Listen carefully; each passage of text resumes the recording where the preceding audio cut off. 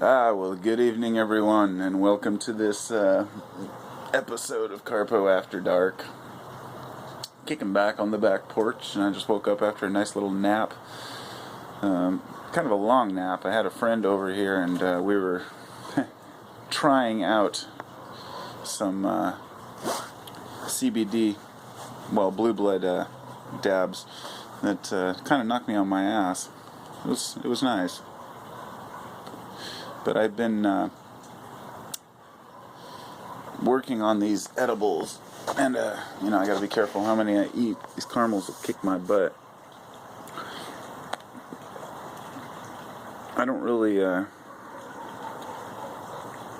have a subject for tonight. I'm just kind of sitting out here kicking back. It's been an interesting few days. Life is good. Christmas is cool. The holidays, here comes New Year's. It's going to start all over. We're going to do it all over again. Just another cycle. Well, maybe we can make something out of it. Maybe we can make this year the best year yet. I know I'm going to try. Life gets tough sometimes, but overall, I got it pretty easy. It's just a matter of getting myself motivated enough to take the new year by the horns and just make shit happen. I guess that's why I'm so fond of just letting all the useless negativity go and all the worry and fear and just being, just existing, and it's weird. It's a weird feeling. I can't really explain it. It's I know that there's probably a definition for the feeling I'm trying to explain, but it's and many of the mystics have done their best, I guess, to try to put it into words, but it's a feeling that of oneness, of completion, that you're fine just the way you are, and you're doing the best you can, and that you have your flaws and you have your strengths, your weaknesses, that you can embrace that you don't have to pretend like you're someone else, that you just exist. And you're totally in tune with the idea that one day you're going to cease to exist in this body, and, in the meantime, you're going to have to make the best of it. And with that realization, all these fears drop away, all these what would have been fears, I guess, or that are usually rooted in our, and when I say fear, I just generalize all of our stresses and, anxieties.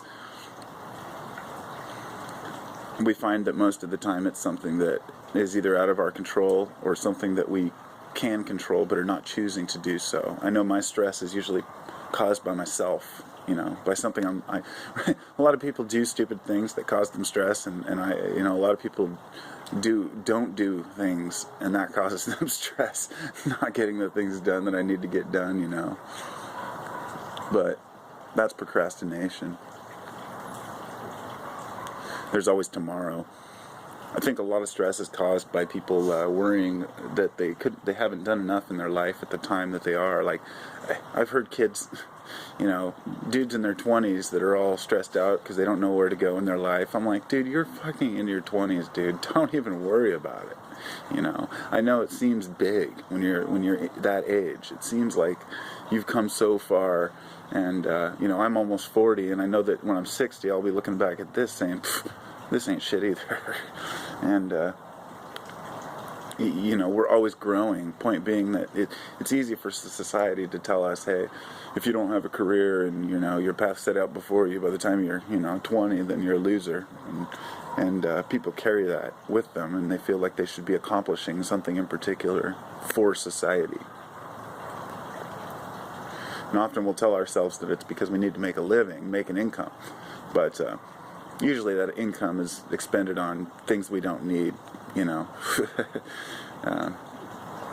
Going out to eat, treating ourselves, or you know, maybe buying a new computer or a phone or whatever, just the things that average people do. You know, I'm not a big purchaser. I'm the guy who has two 10-year-old computers that crap out on me all the time, and I have to have external fans to keep them running, and I buy everything secondhand. But when you have a certain lifestyle to uphold, let's say, and you lose your career like I did, where I was a carpenter, I could make good money, I was moving up, I could start my own, you know, I had my own business for 5 years, and I was doing fine finish carpentry, and I was really proud of what I did. And eventually business got tough, so I had to go work for somebody else, and I ended up lifting too much stuff, moving too much stuff, and messed my back up again. And now I'm suffering with that. But rather than sit and weasel and whine about it, I'm just going to have to deal with it and say, well, I take on a new career path. So right now I'm working on my cannabis candy market, and you know, hopefully this year will be a good one for everybody. For everybody. It's really good to be alive at this moment. Have a great evening.